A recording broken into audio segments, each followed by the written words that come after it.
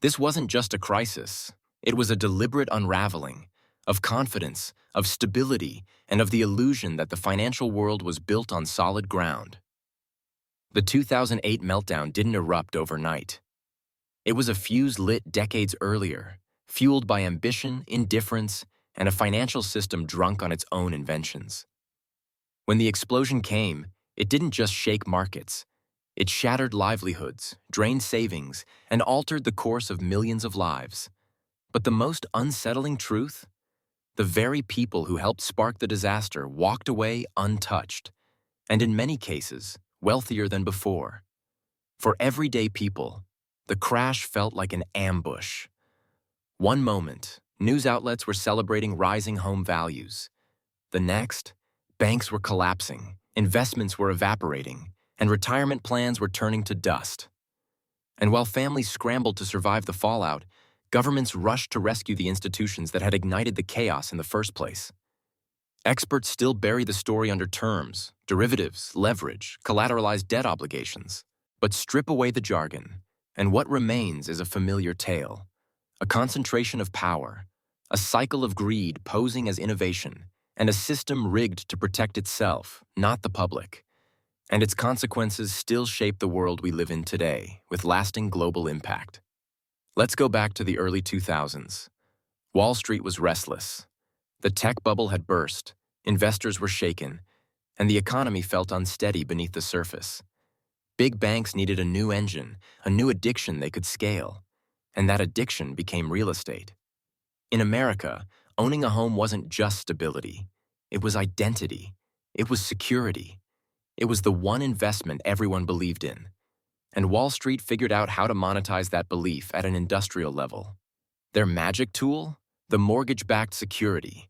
Thousands of home loans bundled together and sold as one glossy financial product.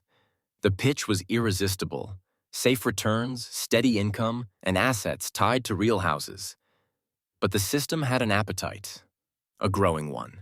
To keep feeding it, banks needed more borrowers, and when responsible borrowers ran out, they simply lowered the bar. Subprime loans, adjustable rates, no doc mortgages. Whatever it took to churn out more loans. Behind that curtain, another scheme emerged. Credit default swaps. These weren't just bets on mortgages, they were bets on whether people would fail. Investors could essentially wager on collapse, and the craziest part? The worse the loans looked, the more money some players stood to make. Then came the referees, Moody's, S&P, Fitch. Instead of sounding alarms, they stamped toxic bundles with AAA ratings. They were paid by the banks selling the products, creating a conflict of interest so blatant it barely qualified as hidden. By the mid-2000s, the housing market was overheating. Empty subdivisions rose in places no one needed them. People flipped homes like lottery tickets. It looked like prosperity, but it was a balloon filling past capacity. And eventually, it began to leak. When adjustable-rate mortgages reset, millions of homeowners found themselves trapped with payments they couldn't handle. Defaults spread, foreclosures climbed, and the once glowing mortgage-backed securities started losing value fast. The financial machine, built on the assumption that housing prices could only rise, suddenly found itself exposed. Lehman Brothers fell first, a titan reduced to rubble. Bear Stearns had already been absorbed in a panic deal. AIG, one of the largest insurers in the world, buckled next under the weight of the bets it had written. These weren't minor players. These were the pillars holding up the global financial system. And they were collapsing in full view. Behind closed doors, panic spread like infection. Banks refused to lend to one another. Credit markets froze. Stocks plunged. Ordinary people watched their jobs disappear, their homes slip away, their retirement accounts vanish. In the span of a year, trillions in household wealth evaporated. And then came the twist, the rescue. But the bailout wasn't aimed at citizens. It was aimed at the system, the very system that had produced the crisis. The government flooded banks with capital. The Federal Reserve unleashed emergency lending on a historic scale. Trillions were mobilized to stop total collapse. But who benefited? Not the families losing homes, not workers losing jobs. Wall Street executives collected bonuses. Institutions responsible for the meltdown walked away intact, even stronger. The crisis wasn't just financial, it was moral. It exposed a truth most people didn't want to believe. The system wasn't designed to protect the public. It was designed to protect itself. Years passed, but the underlying machinery didn't change. It simply adapted, becoming larger, faster, and even more intertwined with every part of the global economy. In the aftermath of 2008, central banks across the world deployed their most powerful tool: money creation. Quantitative easing, a sanitized phrase for injecting trillions into financial markets. The idea was to stabilize lending, prop up asset prices, and restore confidence. And it worked, at least for those who owned assets. Stocks soared, real estate rebounded, corporate profits surged, but everyday wages didn't follow. The gap between financial markets and real life widened into a chasm. Then came 2020. The pandemic triggered a shutdown unlike anything in modern history. Governments printed more money in 2 years than in the prior decade. Zero interest rates, emergency loans, direct checks to households. For a moment, it looked like the system had found a cheat code, an endless stream of stimulus to keep everything afloat. But the reckoning arrived. Inflation surged back with a vengeance, hitting every sector at once.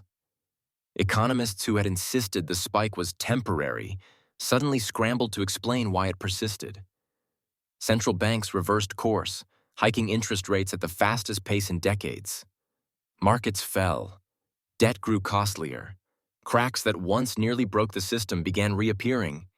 Only this time, the foundation was even weaker. Corporate debt hit record highs. Governments sank deeper into deficits. Consumers leaned more heavily on credit. And the financial world, now dominated by fintech, crypto, and high-speed trading, introduced new layers of risk disguised as innovation. Beneath all the new technology, the same forces remained. A system built on debt, guided by short-term incentives, and managed by regulators perpetually one step behind. So what should we take away from 2008? First, complexity doesn't equal protection. The deeper the system gets buried in jargon and algorithms, the easier it becomes to disguise danger. Finance rewards confusion. The less you grasp, the more leverage others gain over you. Second, motives drive outcomes. When institutions know failure comes with a safety net, they gamble harder. When watchdogs dream of private sector paychecks, they regulate softly. And when leaders fear market tremors more than voter outrage, they defend the machine, not the public. Third, understanding money is self-defense.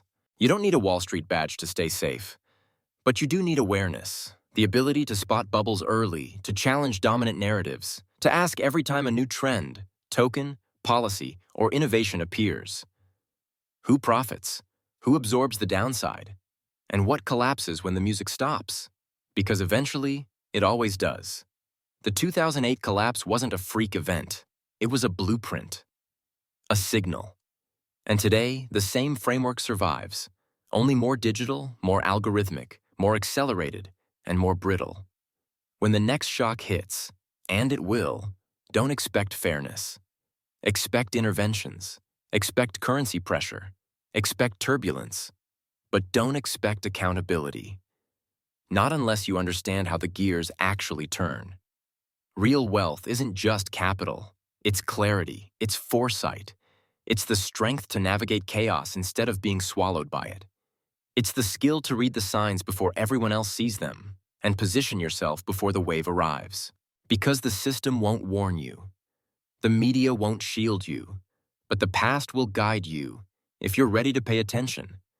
History doesn't repeat itself, but if you ignore it, it hits just as hard. If this shifted the way you think, make sure to subscribe. The patterns are there, and I'll help you see them. The cycle hadn't ended. It had evolved, becoming more fragile, more interconnected, and more dangerous.